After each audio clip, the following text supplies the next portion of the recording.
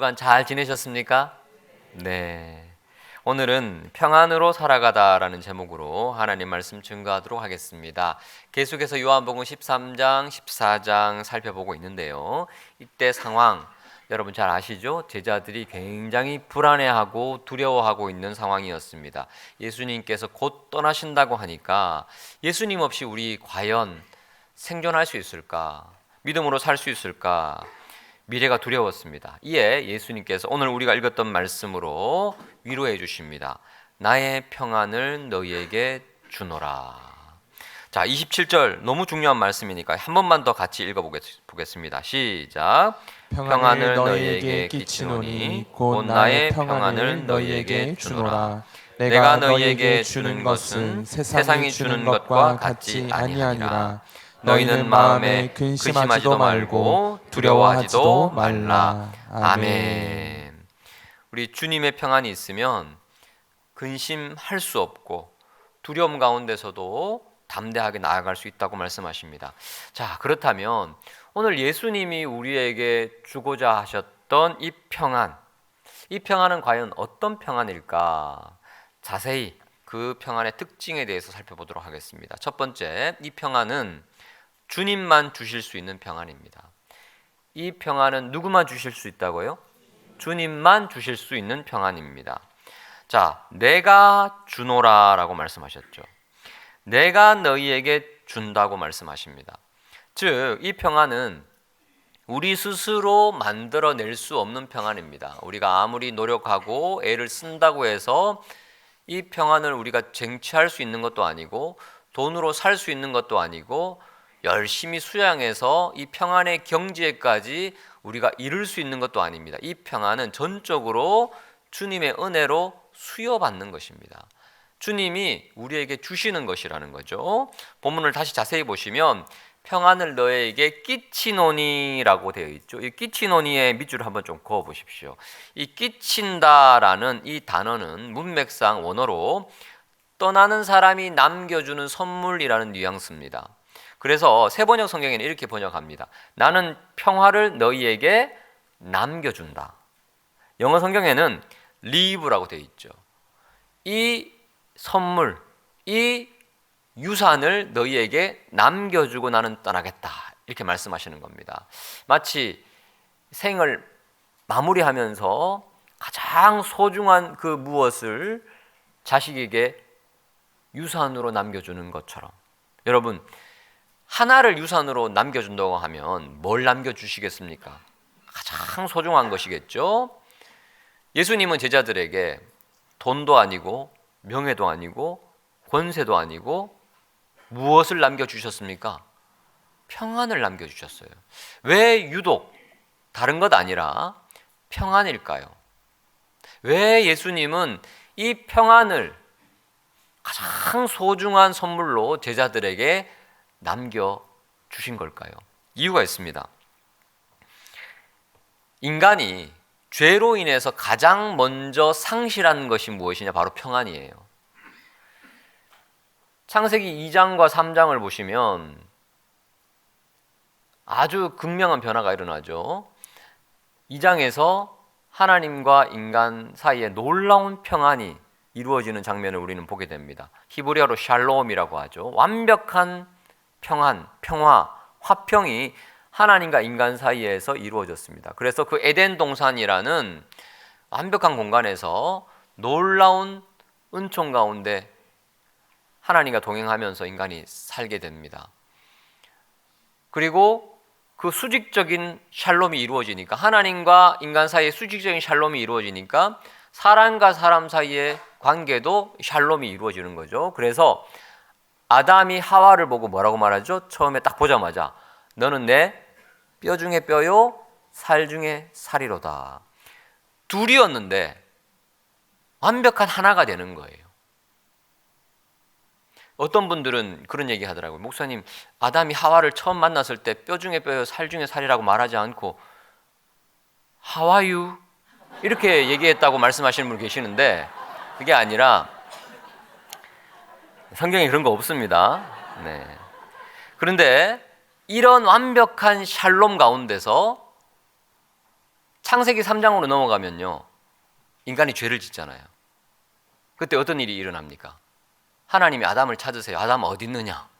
그랬더니 내가 동산에서 하나님의 소리를 듣고 내가 벗었으므로 뭐 했다고 돼 있죠?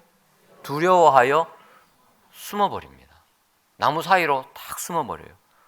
그러니까 최초로 이 두려움이라는 감정, 수치심이라는 감정이 인간 가운데 딱 들어오는 거예요. 하나님과 그렇게 동행하다가 숨어버립니다. 수직적인 샬롬이 끊어지죠. 파괴됩니다. 그러다 보니까 자연스럽게 수평적인 샬롬도 파괴됩니다.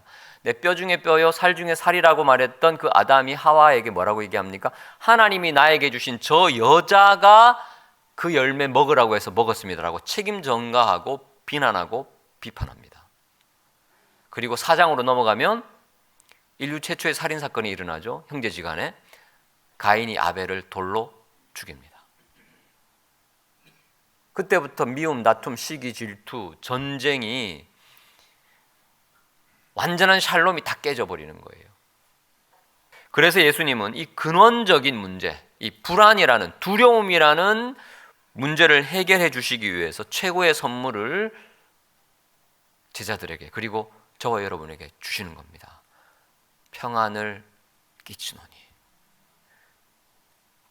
그 평안을 내가 너희에게 준다라고 말씀하세요. 예수님은 십자가에서 우리를 대신해서 죽으심으로 하나님과 우리 사이에 깨어졌던 그 평화를 다시 이어주십니다.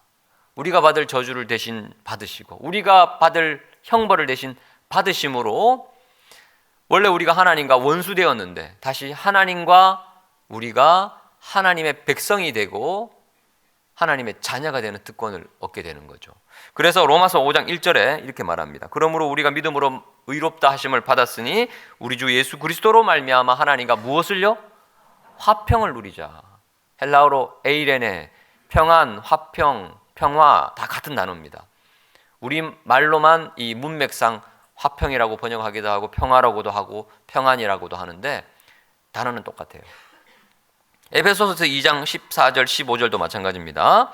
하나님과 우리 사이에 화평이 이루어지니까 자, 사람과 사람 사이에서도 화평이 이루어집니다.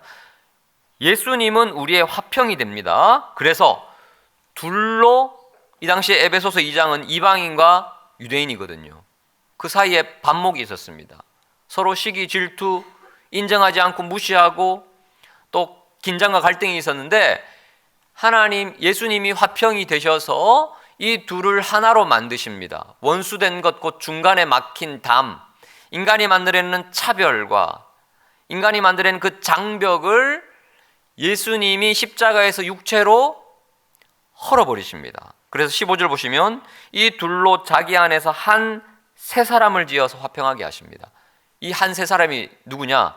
바로 성도라는 너무나 귀한 이름이에요. 이게 바로 교회의 모습이죠. 한 교회 안에서 화평 되시는 예수님을 믿으니까 하나님과의 그 샬롬이 회복되니까 사람과 사람 사이의 샬롬도 회복이 됩니다. 그래서 죄인도 원수도 친구로 변하는 거예요. 한 세 사람이 되어서 한 하나님을 섬기니까 한 가족이 되는 거죠. 오이코스가 이루어지는 거죠. 예수님이 주시는 그 샬롬, 평안이 바로 이런 것입니다. 여러분, 이 근원적인 불안을 해소할 수 있는 주님이 주시는 평안을 누리시는 여러분 되시기를 축복합니다. 자, 이 주님이 주시는 평안의 두 번째 특징이 있습니다. 이 평안은 세상이 줄 수 없는 평안입니다. 27절 후반부를 보시면 내가 너희에게 주는 것은 세상이 주는 것과 같지 아니하니라 라고 되어 있죠. 자, 그렇다면 우리에게 질문, 세상이 주는 평안이 어떤 평안이길래 주님이 주시는 평안과 다르다라고 하셨을까요? 예수님 당시에 1세기 이 평안이라는 헬라어 에이레네라는 단어는 사실 굉장히 유명한 사람들에게 익숙한 단어였습니다. 로마 제국이 전 세계를 지배했던 당시에 로마가 의도적으로 홍보용으로 이 에이레네라는 단어를 사용했어요. 팍스 로마나라는 시대였습니다. 라틴어로 팍스 로마나. 그 당시에 이런 시대가 돌아올 줄은 몰랐습니다. 한 제국이 전 세계를 지배하는데 강력한 군사력으로 안전한 도로망을 다 깔고 경제도 번영이 되고 치안이 안정되고 겉으로 볼 때 완벽한 평화의 시대가 도래한 것 같습니다. 그런데 이것은 가짜 평화였죠. 로마의 지배를 받던 절대 다수의 식민지 국가의 사람들은 고통 가운데 거했습니다. 엄청난 세금을 상납해야 되기 때문에 경제적으로 핍절했고, 그래서 곳곳에서 반란이 일어났습니다. 로마는 군사력으로 짓눌렀습니다. 잔인하게 피지배 민족들을 숙청했습니다. 그리고 본보기로 정치범들은 골라서 십자가에 매달아서 처형했습니다. 사람들이 잘 볼 수 있도록 산이나 언덕 위에다가 십자가에서 처형식을 거행해서 사람들이 이제 주눅드는 거죠. 겁먹고 아무 말도 못하는 겁니다. 극도의 공포심을 심어줬습니다. 이렇게 힘으로 짓누르던 팍스 로마나도 영원하지 못했죠. 우리가 역사에서 배우는 것처럼 얼마 가지 않아서 로마 제국은 결국 무너집니다. 세상이 말하는 평화는 바로 이런 것이라는 거죠. 상대적이고 제한적이고 불안정한 평안입니다. 권력과 힘을 가지고 돈을 가진 소수의 로마 시민권자들만이 한시적으로 누리는 평안, 이게 세상이 주는 평안이에요. 그럼에도 불구하고 사람들은 이런 평안이라도 가지고 싶어 합니다. 사도행전 22장 28절을 보시면 천부장이 바울에게 이렇게 말합니다. 나는 돈을 많이 들여서 이 로마 시민권을 샀다고 말합니다. 엄청난 재정을 투입해서라도 그 평안을 누리고 싶었던 거죠. 근데 바울이 뭐라고 말하죠? 나는 나면서부터 로마 시민권자다라고 얘기해요. 엄청난 차이죠. 그래서 천부장이 듣고 깜짝 놀랍니다. 자, 그런데 여러분, 이런 시민권을 태어날 때부터 가졌던 바울이 뭐라고 얘기합니까? 빌립보서 3장 7절에 보시면 내게 유익하던 것들이 있다는 거죠. 나에게 편리함을 주고 이 세상에서 좀 떵떵거리면서 살 수 있는 그 무엇들, 스펙들, 또 배경들, 그 중에 로마 시민권도 있습니다. 그 모든 것을 그리스도를 위하여 다 해로 여긴다고 말합니다. 8절, 또한 모든 것을 해로 여김은 내 주 그리스도 예수를 아는 지식이 가장 고성하기 때문이라. 내가 그를 위하여 모든 것을 잃어버리고 배설물로 여김은 그리스도를 얻는 것이 더 낫기 때문에. 자, 여기서 바울의 달라진 가치관을 볼 수 있죠.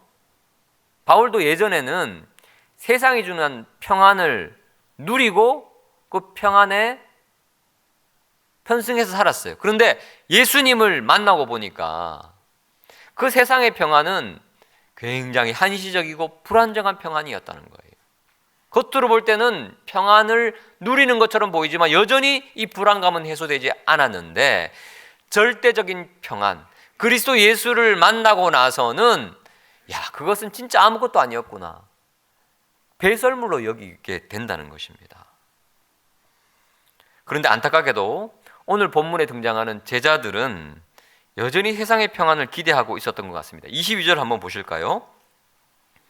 자, 오늘 본문 위를 보시면 22절에 예수님이 12제자 중에 유다가 2명이 있었습니다. 가롯 유다가 있고 가롯인 아닌 유다가 있는데 이 두 번째 가롯인 아닌 유다가 이렇게 예수님께 얘기를 해요. 주여, 어찌하여 자기를 우리에게는 나타내시고 세상에는 나타내지 아니하려고 자꾸 하십니까? 앞서 예수님의 형제들도 요한복음 7장 4절에도 비슷한 말을 합니다. 스스로 나타내기를 구하면서 묻혀서 일하는 사람 없는데 이 일을 행하려고 하거든 세상에 좀 드러내면서 일하라는 거예요. 넓은 광장에서 수많은 사람들이 보고 있을 때 기적도 행하고 병도 고치고 그렇게 해야지 사람들이 알아주지. 이 갈릴리 시골에서 이렇게 한다고 사람들 누가 알아주냐고 좀 비아냥대듯이 이때는 예수님의 형제들이 예수님을 제대로 믿지 않은 상태였으니까 그렇게 얘기를 합니다. 제자들과 예수님 주변에 있는 사람들은 예수님께서 더 공개적으로 더 강한 기적으로 사람들 눈에 확 띄기를 원했어요. 그러면 사람들이 알아주고 인정받고 영향력을 끼치고 그러면 평안을 더 얻을 수 있다고 생각하는 겁니다. 그 기저에 또 뭐가 있습니까? 불안감이 있는 거예요. 사람들에게 잊혀지면 불안한 거예요. 사람들이 알아주면 가짜 평안이지만, 한시적인 평안이지만 그 평안이 찾아오는 것처럼 느껴진다는 겁니다. 최근에 제가 인플루언서들의 인터뷰를 본 적이 있는데, 요즘에 인플루언서라고 해서 유튜버들 그리고 인스타그램이나 SNS에서 굉장히 영향력을 끼치는 분들, 이분들에게 중요한 건 뭡니까? 구독자 수, 팔로우 수죠. 구독자 수가 줄어들면 불안해요. 자, 그런데 구독자 수가 늘어나도 불안하대요. 100만에서 120만이 되면 불안하대요. 왜 불안할까요? 이 상승률이 계속되지 않으리라는 것을 알거든요. 언제까지 계속될까? 불안한 거예요. 자, 그러면 100만 계속 유지되면 어떻게 했냐고 물어보니까 그때도 불안하대요. 내가 지금 정체되고 있다. 뭔가라도 해야 되지 않을까? 썸네일을 좀 더 자극적으로 이렇게 해야지 좋아요와 구독자 수가 늘어나지 않을까? 그러면 안 불안할 때는 언제입니까? 없대요.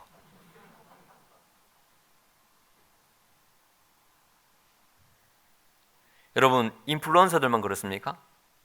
사업하시는 분들, 직장생활 하시는 분들,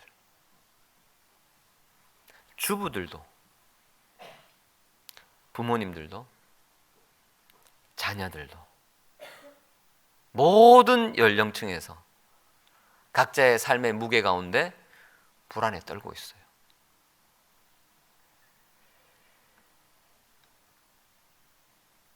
그리고 그것을 해결하기 위해서 무언가를 얻으려고 하죠. 무언가를 잡으려고 하죠.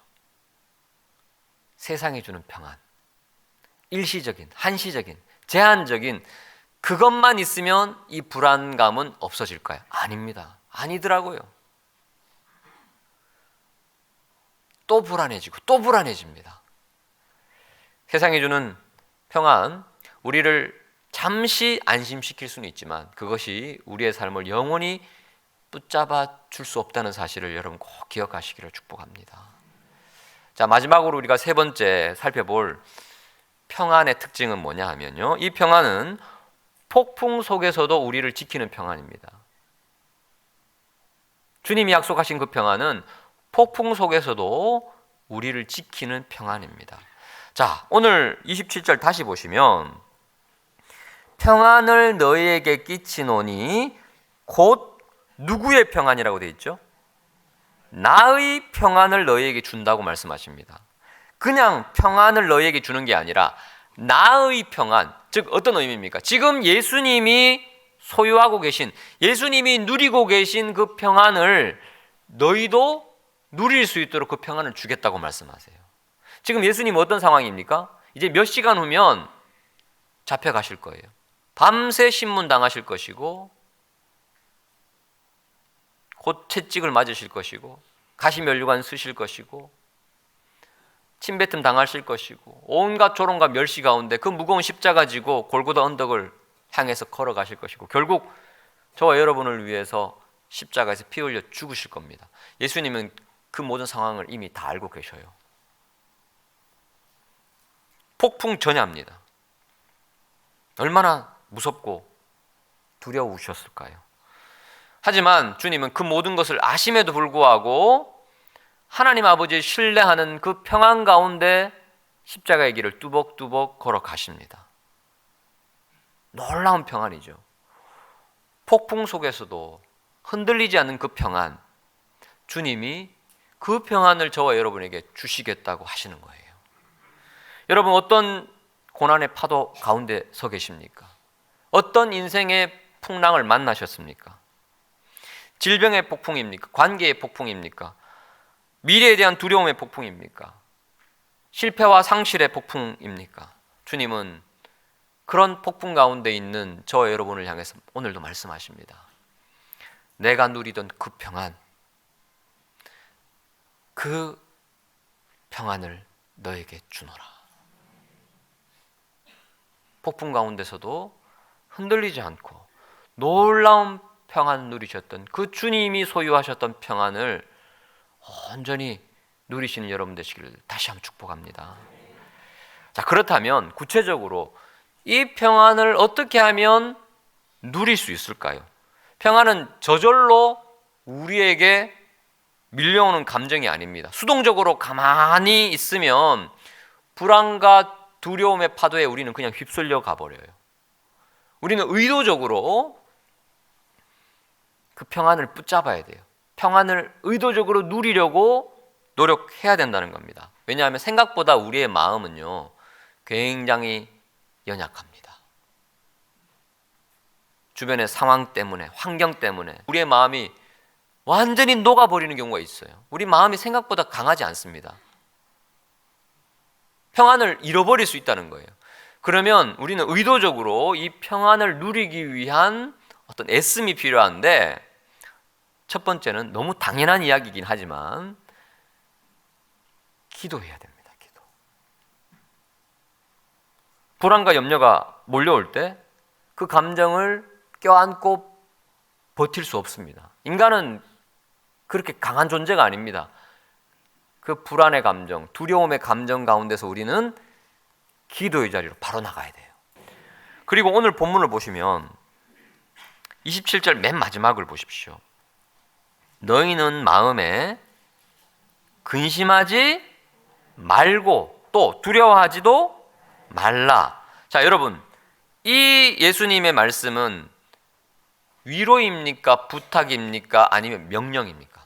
명령이에요.